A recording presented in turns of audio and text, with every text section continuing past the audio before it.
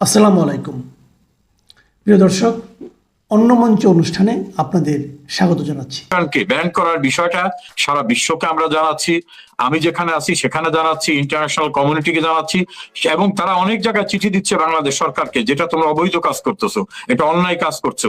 British পার্লামেন্টে একাধিক influential এমপিরা এটা নিয়ে কথা বলতেছেন। আমরা সব সময় কোর্টে গিয়ে প্রতিকার না, বাংলাদেশের মানুষের যে আন্দোলনের যে অগ্নি শিখা, সেটার উদ্গীরণের মুখে এই জাতীয় অন্যায়, অবৈধ, অসাংবিধানিক সিদ্ধান্ত থাকবে না। আর প্রয়োজন হলে আমরা আইনের আশ্রয় নেব। বিএনপির মহাসচিব মির্জা ফখরুল ইসলাম আলমগীর একাধিকবার বলছেন, কোন প্রতিষ্ঠানকে এক্সিকিউটিভ অর্ডারে বন্ধ করে দেওয়ার পক্ষে আমরা না। বর্তমান আইনমন্ত্রী তিনি অ্যাটর্নি জেনারেল হিসাবে আদালতে গিয়ে আওয়ামী লীগকে ব্যান করার রিট পিটিশনের বিরোধিতা করে বলছেন যে না, আমরা কোন আদর্শকে বন্ধ করার পক্ষ না। বর্তমান প্রাইম মিনিস্টার তারেক রহমান তিনি একটা ইন্টারন্যাশনাল মিডিয়া ইন্টারভিউ দিয়ে বলছেন, শেখ হাসিনার ছেলেমেয়েরা যদি রাজনীতি করতে চায়, মানুষ গ্রহণ করে, তা করতে পারে। এখন তাদের প্রতিষ্ঠানকে বন্ধ করার ইউনূসের সিদ্ধান্ত, সেটাকে তারা অ্যাপ্রুভ করলো, অর্থাৎ ইউনূসের কুকর্ম, অকর্ম, অসাংবিধানিক কর্মকে অ্যাপ্রুভ করার ভিতর থেকে কার্যত অনেকেই মনে করে তারেক রহমান ক্ষমতায় থাকলেও লন্ডনে ইউনূসের সাথে যে চুক্তি করে গেছিল, সেই চুক্তির আঙ্গিকে ইউনূসের সমস্ত কুকর্মকে অ্যাপ্রুভাল দেবে, বৈধতা দেবে। এই শর্তেই হয়তো তারেক দেশে যাওয়ার সঙ্গে সঙ্গে সেনাবাহিনী সহ বিশাল কর্ডনিং প্রোটেকশন দিয়ে দিয়ে তাকে রাষ্ট্র ক্ষমতায় বসিয়েছে ইউনূস। নেপথ্যে ইউনূস, সামনে তারেক, এই আলোচনা কিন্তু এখন শুরু হয়েছে। ইউনূসের অপরাধের শেষ নাই। এই জন্য বাংলাদেশ সুপ্রিম কোর্টের সিনিয়র অ্যাডভোকেট মহসিন রশিদ সে বলছে যে ইউনূস হচ্ছে ইন্টারন্যাশনাল স্ট্যান্ডার্ডের হাইয়েস্ট লেভেলের অর্ডারের একটা দুর্নীতিবাজ, একটা টাউট। সাংবাদিক আনিস তিনি শেখ হাসিনার তীব্র সমালোচক। তিনি বলছেন যে আমাদের এখন স্যালুট দিতে হয় শেখ হাসিনাকে। শেখ হাসিনা ঠিকই বুঝেছিলেন যে এ কত বড় টাউট, কত বড় দুর্নীতিবাজ। বিএনপি ঘরানার সাংবাদিক, সিনিয়র সাংবাদিক জনাব আব্দুল আজিজ তিনি বলছেন যে আমি জীবনে যে কত অন্যায় করছি, এই ইউনূসের পক্ষে টকশোতে এসে কথা বলছি, আর্টিকেল লিখছি, এর মতো জঘন্য, এর মতো দুর্নীতিবাজ, এর মতো বাজে লোক মনে হয় দুনিয়ায় আর দ্বিতীয়টা নাই। এটা আমি কয়েকটা উদাহরণ দিয়ে বললাম। ইউনূস নিয়ে কথা যত কম বলি, কারণ এ হচ্ছে এত নিকৃষ্ট, এত খারাপ, এত স্বার্থান্বেষী, এত সেলফিশ যে এ নিয়ে আলোচনা করলে কয়েক ঘন্টায় আমার কাছে যে তথ্যপত্র আছে সেটাই শেষ হবে না। কাজে ও শুধু কনফ্লিক্ট অফ ইন্টারেস্ট না, ও রাষ্ট্রদ্রোহিতার কাজ করেছে, ও দুর্নীতির কাজ করেছে, ও বিচার বিভাগকে ধ্বংস করেছে, প্রশাসনকে ধ্বংস করেছে, গণতান্ত্রিক ব্যবস্থা ধ্বংস করেছে, ও মবক্রেসি অর্থাৎ যার যা ইচ্ছা গায়ের জোর সেটা করেছে, এবং ওর সঙ্গে যারা পারিষদবর্গ ছিল তাদের অকাতরে দেশের সম্পদ লুটপাট করে বিদেশে নিয়ে যাওয়ার সুযোগ করে দিয়েছে। এ হচ্ছে ইতিহাসের চিহ্নিত সবচেয়ে জঘন্য একজন মানুষ। আমি ভিডিওটা দেখেছি, তারা বলছে বহু আগের থেকে প্ল্যান। 18 সালে আমরা শেখ হাসিনাকে ফেলে দেওয়ার চেষ্টা করে পারিনি, সেখানে তারা ভিপি নূরকে অভিযুক্ত করতেছে যে নূর যদি আর একটু শক্ত হইতো। আবার ওদের কেউ কেউ তো বলছে যে আমরা যদি 5 আগস্ট শেখ হাসিনাকে ফেলতে না পারতাম তাহলে আমরা অস্ত্র তুলে নিতাম। তাহলে সেই অস্ত্রগুলো কোথায়? এই প্রশ্নগুলো রয়ে গেছে। কাজে ওকে নিয়ে আলোচনা যত কম করবেন, ও হচ্ছে আলোচনা করলে গন্ধ ছড়ায়। একটা ভালো বিষয় নিয়ে আলোচনা করতে আমি স্বাচ্ছন্দ্য বোধ করি। ও হচ্ছে এত খারাপ, এত নোংরা, এত নিকৃষ্ট যে দেশের মানুষকে প্রত্যাশা দেখিয়ে সব সুবিধাটা নিজে নিয়েছে, নিজের পারিষদবর্গ নিয়েছে। একটা বেহায়া, নির্লজ্জ। ফরহাদ মাজার একটা জুব্বা জাব্বা নিয়ে সারাদিন জ্ঞান বিতরণ করে, যত ভণ্ডামি কথাবার্তা বলে আর সরকারের বিরুদ্ধে বলে, আর নিজের স্ত্রীকে পাঠিয়েছে ইউনূসের পারিষদের একজন সদস্য হতে। ওনার বউ বলতেছে, ফরিদা আক্তার বাইরে এসে বলতেছে আমেরিকার সঙ্গে চুক্তিতে আমি বিরোধিতা করেছিলাম। সর্বৈভাবে মিথ্যা, কারণ তার নোট অফ ডিসেন্ট কোনো রেকর্ডে নাই। আর মিথ্যা যদি ওনার কথা না শুনে উনি রিজাইন দিলেন না কেন? বাইরে এসে একটা স্টেটমেন্ট দিয়ে বলতেন যে বাংলাদেশের স্বার্থ পরিপন্থী অথবা বাংলাদেশকে ওই দেশের কাছে পরাধীন করা, আজ্ঞাবহ করার জন্য চুক্তি হচ্ছে, আমি এটা প্রোটেস্ট করে চলে আসলাম। তখন চলে আসে নাই, হালুয়া রুটি সব খেয়েছে, এখন বলে আমি বিরোধিতা করেছিলাম। এই আর এক ভণ্ড গ্রুপ, এই ফরহাদ মাজহার এক ভণ্ড, তার স্ত্রী হচ্ছে আরেকটি ভণ্ড। কোন ক্যাবিনেটের ডিসিশনে কেউ যদি একমত না হন, তিনি রিজাইন দিতে পারতেন, দেননি। যে কোনো ফরেন কন্ট্রাক্ট হতে গেলে সেটাকে ভ্যাটিং বলে। এই ভ্যাটিং হয় আইন মন্ত্রণালয় থেকে। আইন মন্ত্রণালয় দেখে যে দেশের স্বার্থ রক্ষা হয়েছে কিনা, সেই ভ্যাটিং এ পরে চুক্তি হয়। ভ্যাটিং না হয়ে কোনো চুক্তি হয় না। আমিও তো 2টা মন্ত্রণালয় মন্ত্রী ছিলাম, আমাদের কোনো চুক্তি করতে গেলেও আইন মন্ত্রণালয়ের ভ্যাটিং নিতে হতো। কাজী উনি যেটা বলেছেন, এখন হয়তো পরিস্থিতি বিপক্ষে, এই জন্য বলছেন আমি কিছু জানি না। এটা বললে হবে না, তো অফিসের রেকর্ড আছে। আর আরেকটা জিনিস মনে রাখতে হবে, সরকারি ব্যবস্থাটা হচ্ছে সংসদীয় সরকার ব্যবস্থা বাংলাদেশে, প্রেসিডেন্সিয়াল ফর্ম অফ গভর্নমেন্ট না। এখানে যা কিছু করা হোক সমষ্টিগতভাবে দায়বদ্ধ ক্যাবিনেট, আবার ইন্ডিভিজুয়ালি প্রত্যেকে দায়বদ্ধ, সমষ্টিগত দায়বদ্ধ, পার্লামেন্টের কাছে দায়বদ্ধ, পার্লামেন্ট জনগণের কাছে দায়বদ্ধ। কারুই পরিত্রাণ হবে না, কারুই পরিত্রাণ হবে না, এটা আমি নিশ্চিত করে বলতে পারি। যত অকর্ম, কুকর্ম, দেশদ্রোহিতা, রাষ্ট্রের স্বার্থ, কি বলে, মানে বাংলাদেশের অথরিটি যেটা, আমাদের সভারেন্টি যেটাকে বলে, সার্বভৌমত্ব, সেই সার্বভৌমত্ব বিকিয়ে দেওয়ার যে চুক্তি করেছে। একসময় তারা বলতো যে শেখ হাসিনার সময় বাংলাদেশ করদ রাজ্য হতে যাচ্ছে, বাংলাদেশ তার সার্বভৌমত্ব হারিয়ে ফেলতেছে।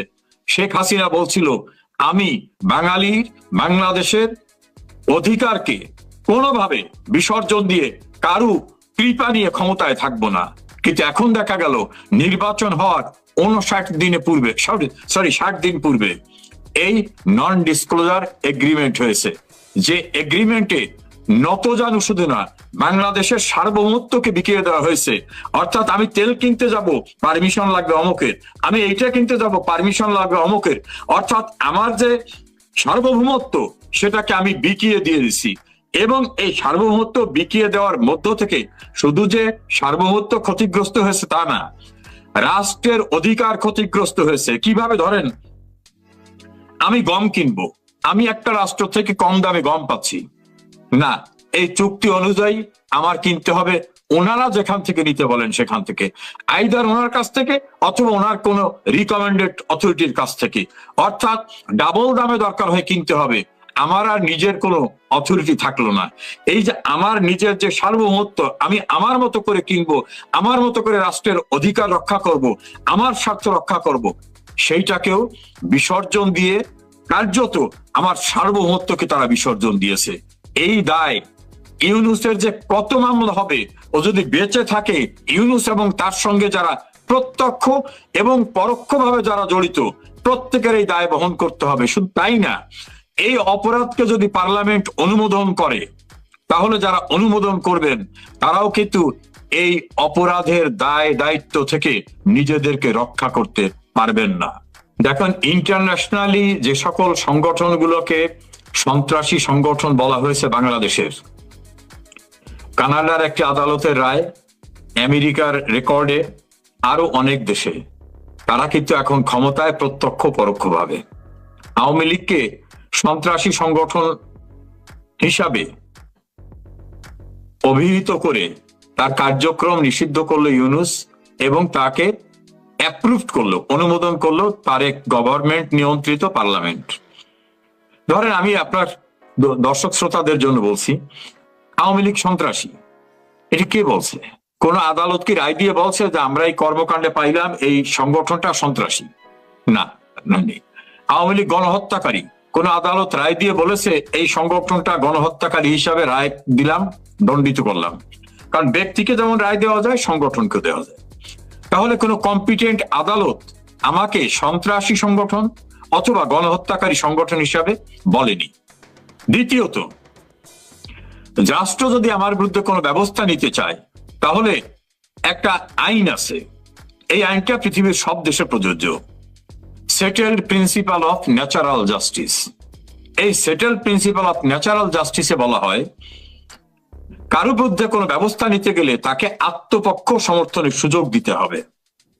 এটা আমাদের সংবিধানে আছে, কাউকে ডিফেন্ড করার সুযোগ না দিয়ে তার বিরুদ্ধে কোনো ব্যবস্থা নেওয়া যাবে না। আচ্ছা, ধরুন সরকার আওয়ামী লীগের বিরুদ্ধে ব্যবস্থা নিতে চায়, নিয়ম কি? আওয়ামী লীগকে এটা শোকজ করতে হবে, তোমার এই কর্মকাণ্ড আমাদের কাছে আসছে, এতে মনে হচ্ছে তুমি খারাপ লোক ইত্যাদি ইত্যাদি। আমাকে আত্মপক্ষ সমর্থনের সুযোগ দিয়ে আমি জবাব দেবো। জবাবের পর যদি দেখা যায় যে না, আমার জবাবটা স্যাটিসফ্যাক্টরি না, তখন উনি একটা কনক্লুশনে আসবেন, তোমার জবাব সন্তোষজনক না, আমরা সিদ্ধান্ত নিলাম তুমি খারাপ। এটাও করা হয়নি। তৃতীয়ত, আমাদের সংবিধানের অনুচ্ছেদ 38-এ বলা হয়েছে এই রাষ্ট্রের প্রতিটি নাগরিক সভা সমিতি সংগঠন করতে পারবে। এই 33-এর পর ধারাবাহিকভাবে অনেকগুলো অনুচ্ছেদে বলা হয়েছে মানুষের অধিকার, বাক স্বাধীনতা, ভোটাধিকার ইত্যাদি ইত্যাদি। তা আমি সংগঠন করার অধিকার, তুমি আমার সংগঠন বাঁচাই রাখছো, আমি কাজ করতে পারবো না এটি বলতেছো। তাহলে তুমি আমার যে সাংবিধানিক অধিকার আর্টিকেল 38-এ এবং অন্যান্য আর্টিকেলে তুমি আমার সেই অধিকার খর্ব করছো। ফলে আইনগত ভাবেও হয় না, এক্সিকিউটিভ পাওয়ার এক্সারসাইজ করতে হয় না। আবার ইন্টারন্যাশনাল কমিউনিটি কিছু কিছু সংগঠনকে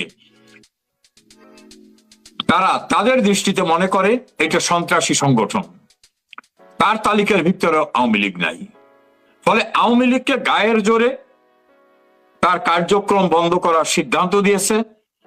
এর দ্বারা কি খারাপ কাজটা করছে, ওই যে বললাম, ধরেন এই দেশে ইলেকশন হবে, আওয়ামী লীগের প্রার্থী হলে আর এই প্রার্থীকে ভোট দিত 50%-এর অধিক লোকরা, 57% লোকরা ভোট দিত। আপনি 57% লোকের ভোটাধিকারকে আপনি নিষিদ্ধ করছেন। তার অধিকার ভোট দেবে আপনাকে বা আমাকে। আপনি যদি আমাকে নির্বাচন করতে না দেন, তাহলে আপনি আমার ভোটাধিকার প্রয়োগ করার জায়গায় যে ভোটার আসবে আপনি তাকেও তার অধিকার খণ্ড করলেন। তাহলে 50%-এর অতিরিক্ত মানুষের ভোটাধিকারকেও আপনি কার্টেল করলেন, খর্ব করলেন। গত 30শে মার্চ সংসদে দাঁড়িয়ে স্বরাষ্ট্রমন্ত্রী সালাউদ্দিন আহমেদ বলেছিলেন, বাংলাদেশে ইউনূসের আমল থেকে যে চলমান মব কালচার সেটি আর থাকবে না। অবশ্য স্বরাষ্ট্রমন্ত্রীর এমন বক্তব্যের 2 দিনের মাথায় মব সৃষ্টির পর পুলিশকে পিটিয়ে সাজাপ্রাপ্ত আসামিকে ছিনতাইয়ের ঘটনা ঘটে যশোরের কেশবপুরে। সবশেষ গত 2 দিনে দেখা যাচ্ছে মবের ঘটনা ইউনূসের আমলের মতোই বাড়ছে। 10 ফেব্রুয়ারি টিএসসিতে হামলার ঘটনার পরদিনই কুষ্টিয়ায় মাজারে হামলা ও হত্যাকাণ্ডের ঘটনা মনে করিয়ে দিচ্ছে ফিরে এসেছে ইউনূসের আমলের মব সন্ত্রাসের সেই দিনগুলো। এরই মধ্যে বাড়ছে চাঁদাবাজির ঘটনাও। মব সন্ত্রাস আর চাঁদাবাজির ঘটনার মধ্যে গণমাধ্যমের আরেকটি খবর হলো, নতুন করে সংগঠিত হচ্ছে জঙ্গিরা। সবচেয়ে আতঙ্কের খবর হলো, এবার জঙ্গি তৎপরতা ধরা পড়েছে 16 বছরের কিশোরও। অফলাইনের পাশাপাশি জঙ্গিরা অনলাইনে চালাচ্ছে তৎপরতা, যেখানে নতুন সদস্য রিক্রুট থেকে শুরু করে বোমা বানানোর গাইড বুকও সরবরাহ করছে। এর মধ্যে আরেকটি খবর পুলিশ আর গোয়েন্দাদের আতঙ্ক বাড়াচ্ছে। সেটি হলো পেন গান বা দেখতে কলমের মতো একটি অস্ত্র এখন সন্ত্রাসীদের কিলিং মিশনের হাতিয়ার। দেখতে হুবহু স্টিলের কলমের মতো এই অস্ত্রটার উপরে থাকে একটি পুশ বাটন এবং সামনে সূচলো নিব। তবে এতে কোনো কালি নেই, বরং ভেতরে রয়েছে গুলি। একটি মোচড় দিয়ে বাটনের চাপ দিলেই বেরিয়ে আসে প্রাণঘাতী .22 ক্যালিবারের বুলেট। সাধারণ মানুষের চোখে এটি কেবল একটি কলম, কিন্তু অপরাধীদের হাতে এটি ভয়ঙ্কর এক মারণাস্ত্র। অনুসন্ধানে 2018 সাল থেকে মাওবাদী সন্ত্রাসীদের হাতে এ ধরনের অস্ত্র থাকার তথ্য আমরা জানতে পেরেছি। প্রশ্ন হলো, হঠাৎ করে বাংলাদেশের সন্ত্রাসীদের হাতে এই ধরনের অস্ত্র আসলো কিভাবে? মব আর চাঁদাবাজি ঠেকাতে না পারা নতুন সরকার নতুন জঙ্গি আর নতুন অস্ত্রের দৌরাত্ম্য কিভাবে ঠেকাবে? বাংলাদেশে মোহাম্মদ ইউনূসের 1.5 বছরের শাসনামলকে মব সন্ত্রাসের সুবর্ণ সময় বলে অনেকে অভিযোগ করে থাকেন। ইউনূসের আমলে জাসদ নেতা ও সাবেক সংসদ সদস্য মঈনুদ্দিন খান বাদলের কবরে ভাঙচুর করে আগুন ধরিয়ে দিয়েছিল মব সন্ত্রাসীরা। ইউনূসের আমলে হাইকোর্ট, সুপ্রিম কোর্ট, সচিবালয়, শিক্ষা প্রতিষ্ঠান, গণমাধ্যম, ধানমন্ডির 32 নম্বর বাড়িটি সহ মুক্তিযুদ্ধের অনেক স্মৃতি বিজড়িত স্থাপনা কোনো কিছুই বাদ যায়নি মবের আক্রমণ থেকে।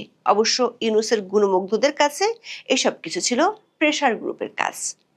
এই মব সন্ত্রাস এতটাই বেড়েছিল যে গত বছরের 6 সেপ্টেম্বর রাজবাড়ীর গোয়ালান্দে নুরুল হক ওরফে নুরাল পাগলার মরদেহ কবর থেকে তুলে এনে জ্বালিয়ে দিয়েছিল সন্ত্রাসীরা।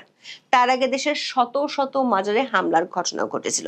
মানবাধিকার সংস্থা হিউম্যান রাইটস সাপোর্ট সোসাইটির দেয়া তথ্য মতে 2024 সালের সেপ্টেম্বর থেকে 2026 সালের জানুয়ারি পর্যন্ত 17 মাসে সারা দেশে 413টি মব সন্ত্রাসের ঘটনা ঘটেছিল, যাতে নিহত হয় অন্তত 259 জন। বিএনপি ক্ষমতায় আসার পর গত 18 ফেব্রুয়ারি সচিবালয়ে প্রথম কর্মদিবসে স্বরাষ্ট্রমন্ত্রী সালাউদ্দিন আহমেদ বলেছিলেন, মব কালচার শেষ। এরপর গত 30 মার্চ জাতীয় সংসদের অধিবেশনে রুমিন ফারহানা মব কালচার নিয়ে উদ্বেগ প্রকাশ করেন। তার জবাবে স্বরাষ্ট্রমন্ত্রী সংসদে বলেছিলেন, বাংলাদেশে কোনো রকমের মব কালচার আর থাকবে না। দেখা যাচ্ছে ইনুসের আমলে মাজারে হামলার ঘটনা ছিল নিয়মিত ঘটনা, সেটি আবারও ঘটল 11 এপ্রিল কুষ্টিয়াতে। বিডি নিউজ 24 এর খবরে বলা হয়েছে, কুষ্টিয়ার দৌলতপুর উপজেলায় ধর্ম অবমাননার অভিযোগ এনে একটি আস্তানায় হামলা চালিয়ে পীরকে বেধড়ক পিটিয়ে কুপিয়ে হত্যা করে কিছু লোক। এই ঘটনায় আরো কয়েকজন আহত হয়েছেন। এই সময় সেখানে ভাঙচুর চালিয়ে আগুন দেওয়া হয়।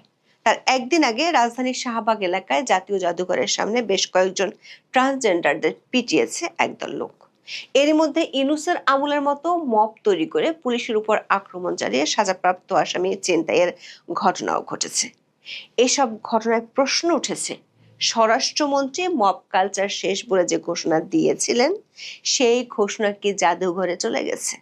মব সন্ত্রাসের সাথে চলছে নীরব ও প্রকাশ্যে চাঁদাবাজি। সবশেষ ঢাকার শ্যামলীতে আলোচিত কিডনি চিকিৎসক কামরুল ইসলামের হাসপাতালে যুবদল নেতা পরিচয় দিয়ে 5 লাখ টাকা চাঁদা চাওয়ার ঘটনা বেশ ভাইরাল হয়েছে। এর মধ্যে গণমাধ্যমের খবর হলো, জঙ্গিরা পুনরায় সংগঠিত হচ্ছে, তারা নিজেদের নেটওয়ার্কের বিস্তার ঘটাচ্ছে।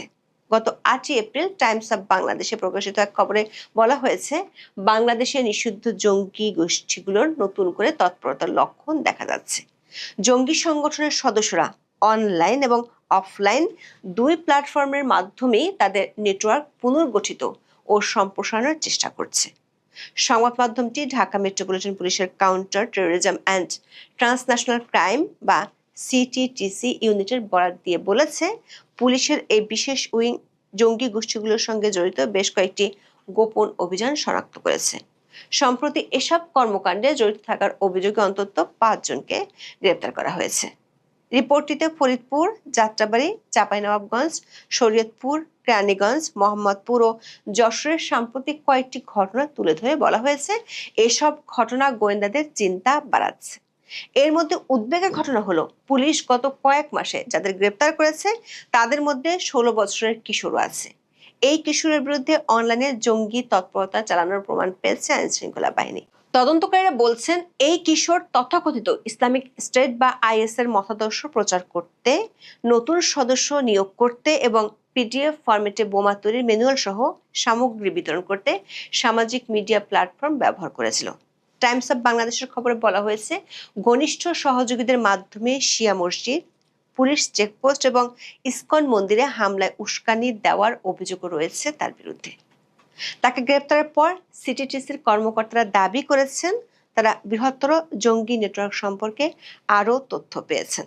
গোয়েন্দাদের ধারণা, ইনুস সরকার আমলে জেল থেকে পলাতক জঙ্গিরা নতুন করে এসব রিক্রুট করে থাকতে পারেন।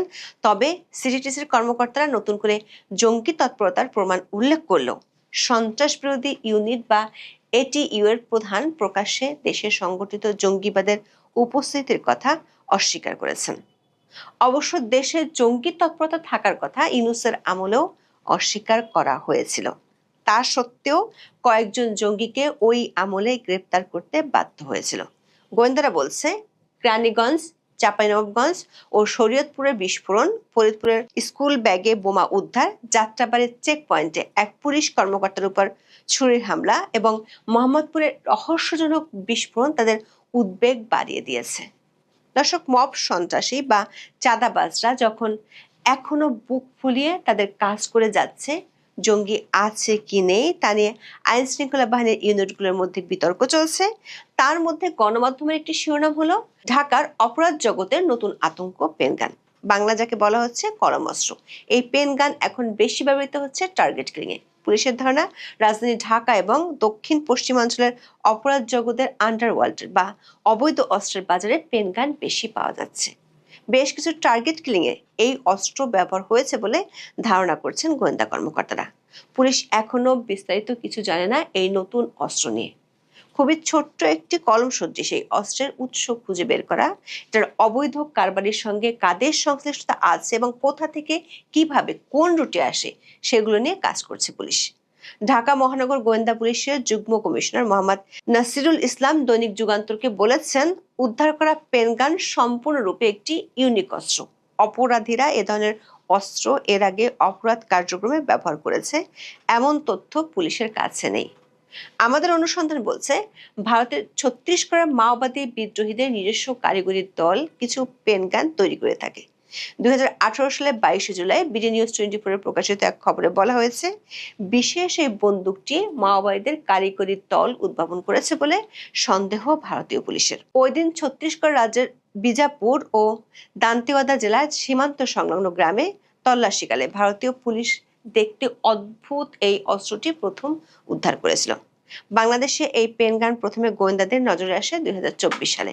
ওই বছরের 16ই মে গোয়েন্দা পুলিশ সাভার থেকে গ্রেপ্তার করে খুলনা অঞ্চলের একসময় দুর্ধর্ষ চরমপন্থী সন্ত্রাসী শিমুল ভূঁইয়াকে। তার বিষয়ে তদন্তে নেমে গোয়েন্দারা জানতে পারেন, দীর্ঘদিন ধরে অবৈধ অস্ত্র কারবারে জড়িত শিমুল ভূঁইয়া। তার মোবাইল ফোন থেকে পেনগানের ভিডিও উদ্ধার করা হয়। সে সময় শিমুল ভূঁইয়া গোয়েন্দাদের জানান, বাংলাদেশে পেনগানের চাহিদা দিন দিন বাড়ছে। সন্ত্রাসীদের পাশাপাশি অনেক রাজনৈতিক নেতাও পেনগান কিনতে চান। সবশেষ গত 23 এপ্রিল পুরান ঢাকার নয়াবাজারে দিনের বেলা এক গুলির ঘটনার তদন্ত করতে গিয়ে এই পেনগান উদ্ধার করে পুলিশ। ঢাকা মহানগর গোয়েন্দা পুলিশের লালবাগ বিভাগের একটি দল যাত্রাবাড়ি ও কেরানীগঞ্জ থেকে সোহেল ওরফে কাল্লু এবং সাইমন নামে দুই সন্দেহভাজনকে গ্রেপ্তার করে তাদের কাছ থেকে এই বিশেষ অস্ত্রটি জব্দ করা হয়। গোয়েন্দারা এখন এর উৎস এবং চোরাচালান রুট খুঁজে বের করার চেষ্টা করছেন। এরপর থেকে পুলিশের মধ্যে আলোচনা তুঙ্গে ক্ষুদ্র এই মারণাস্ত্র নিয়ে। পেনগান দেখতে সাধারণ লেখার কলমের মতো, যা সহজেই পকেটে বা কলমদানিতে লুকিয়ে রাখা যায়, ফলে সন্ত্রাসীরা সহজেই আইন শৃঙ্খলা বাহিনীর চোখ ফাঁকি দিতে পারে। এছাড়া দেশে অতীতে এ ধরনের অস্ত্র ব্যবহারের নজির না থাকায় পেনগানের বিষয়ে আইন শৃঙ্খলা বাহিনীর কাছে খুব একটা তথ্য নেই। ভয়ঙ্কর এই আগ্নেয়াস্ত্র কলমের ক্লিপ আকৃতির অংশটি ট্রিগার হিসেবে ব্যবহৃত হয়। এই অস্ত্র দিয়ে